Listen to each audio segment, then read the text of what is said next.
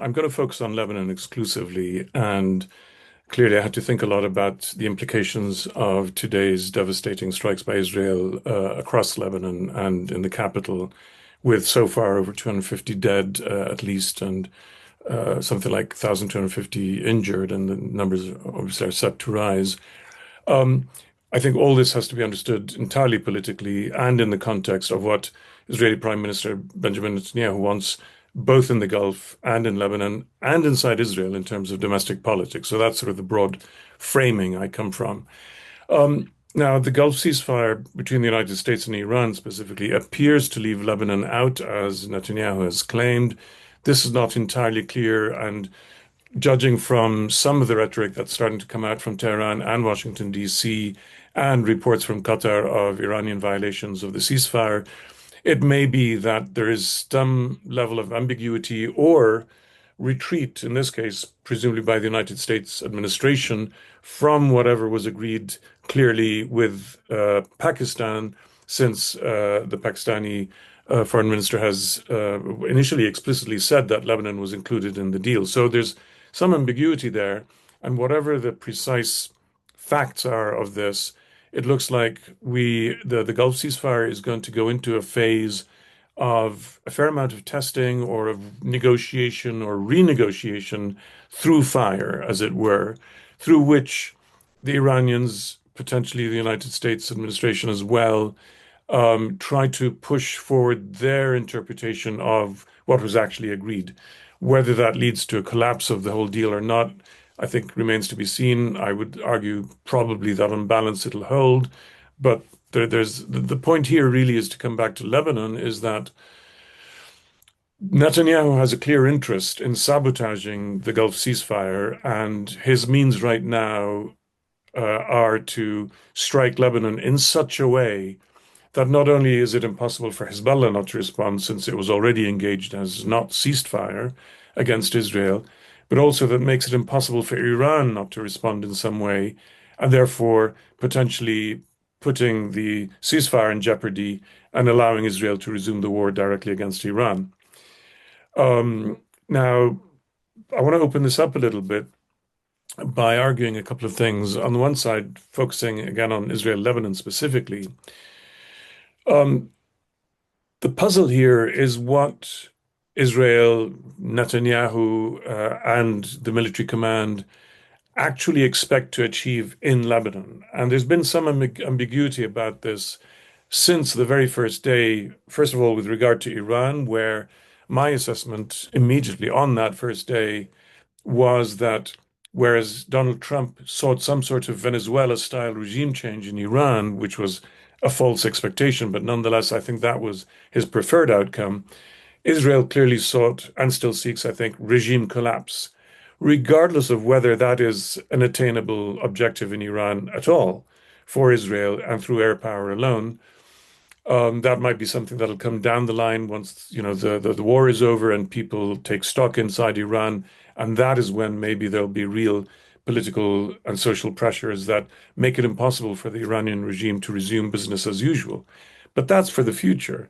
For now, Israel seeks something in Iran that A, diverges from what the United States administration probably wanted or still wants. In fact, probably now Trump accepts something far less than regime change in Iran.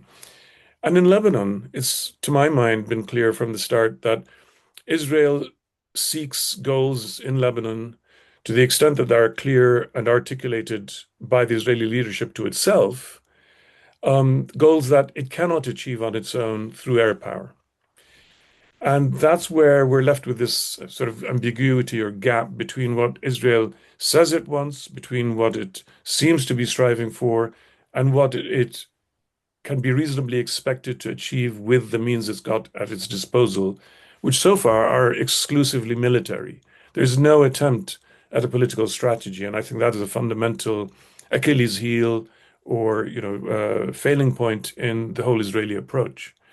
Now, with Lebanon, um, there's it seemed to me from the start, and these are issues I've been writing about on my personal Substack, both on the war goals in Iran, but also on war goals in Lebanon.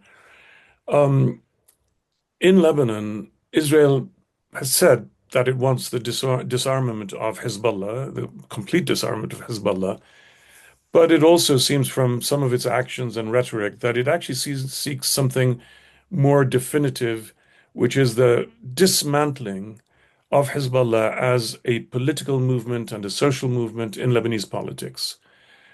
And that is something of different order. But in both cases, whether it wants simply, as it were, the more modest goal of disarmament of Hezbollah or the more ambitious goal of taking it apart in ways that end the prospect of some kind of Lebanese party emerging that could ever think of attacking Israel. In both cases, doing this through brute force only works if at some point a Lebanese party comes along that is willing to finish the job of disarming or dismantling Hezbollah, not because they are vassals of Israel, but as the Lebanese government has already done, it's taken the first steps of declaring Hezbollah's military activities illegal and banning its weapons and ordered the Lebanese army to start collecting them and so on. Now, the Lebanese government and army have very little ability to implement any of this. And they're also very worried about starting civil strife or a split and defections within the Lebanese army itself. And where we're left with what we're left with then is Israel trying primarily, I think, through its military. I'll rephrase that. That I think that the primary goal and intention of Israeli military behavior in Lebanon is to raise the price to the Lebanese government and army of non-action to coerce the Lebanese government and army into taking more visibly forceful action against Hezbollah.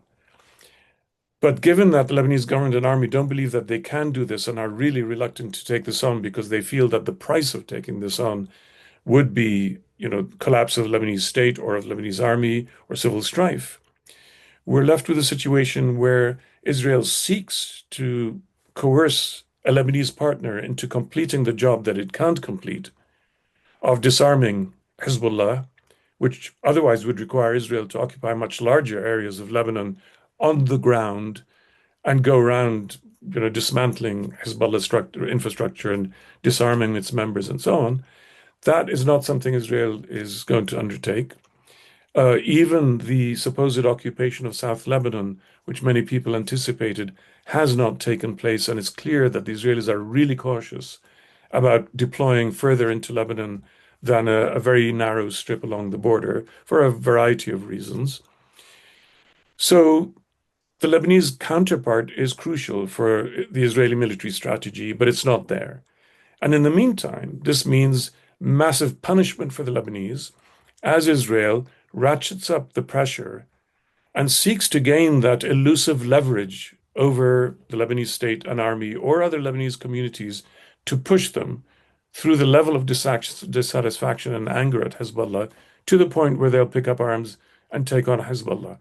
I don't believe that there is any community in Lebanon today, no matter how they feel about Hezbollah, that is actually able, let alone willing, to pick up arms.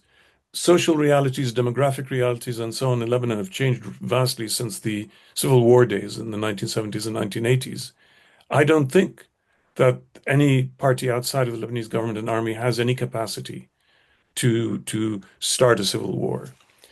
So we're Lebanon basically is victim to this gap between what Israel seeks or claims it seeks and what it can actually bring about through remote power.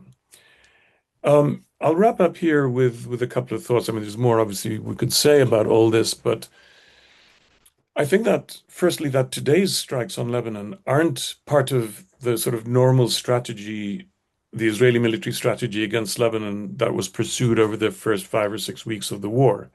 Today was about collapsing the Gulf ceasefire. It makes no sense otherwise. If the Gulf ceasefire collapses, then Israel resumes war on two fronts, presumably with rather less attention on Lebanon, because it'll have to redivert much of its air power towards Iran again and towards defense against Iranian missiles and drones. Um, but in the longer term, what's the picture I'm painting is one where time and again in Gaza, from the day after 7 October and onwards, or in southern Syria for that matter, and certainly also today in Lebanon and in Iran, this Israeli government seeks goals that are not, in a sense, clear political outcomes. There is no day after plan. There is no clearly articulated, let alone feasible, um, political endgame for any of these countries or territories. And in all cases, we have a transformation in Israeli politics that I think is quite foundational in terms of the history of the country from its establishment in 1948 and the internal political settlement upon which it was founded among, various Zionist parties of the time. That settlement has disappeared. Israel is no longer the Israel of 1948 until, let's say, 1991 or 2001 or 2000 and whatever date we care to give it, or 2023. This is Israel going in a fundamentally different direction, and partly in response to the rise of the far right and Benjamin Netanyahu's own domestic political calculations and considerations, starting with remaining in office and then moving on to outmaneuvering his far right partners while retaining his chances in the general elections that are looming. The outcome of all this is that Israeli politics today are military action. Military action is Israeli politics, not just vis-a-vis neighbors and regional neighbors. But I think that to a very large degree, this has become the medium of politics inside Israel, of Israeli domestic politics. I don't mean that the government wages violence daily against its own citizens. I simply mean that everything is about war. Everything is about the war effort. It's like something out of 1984. East Asia, Eurasia, and Oceania were always at war with one or the other, and the enemy's name would change. Already, there's a drumbeat in Israel that Turkey is the next Iran. I think this has become. I don't want to sort of caricaturize this too much, but or nor oversimplify. But I do think that continuation of war has become fundamental to Israel's politics. And in that sense, Lebanon in this case, and of course Iran too, regardless of the other rights and wrongs in their behavior and Hezbollah's behavior, but they are both right now hostage, both to Israel's domestic politics, but ultimately also to American domestic politics and, the vagaries of US President Donald Trump. Uh, we're sort of in this situation of watching a bloodbath that will continue until either Iran does respond in ways that finally push Donald Trump to preserve what he claims as a victory in the Gulf with the ceasefire agreement and to find a fundamental exit from the war, regardless of the realities, or in which Donald Trump doubles down again, pulled back in by Benjamin Netanyahu, and the region continues to suffer the consequences. And we're back to where we were, 36 hours ago.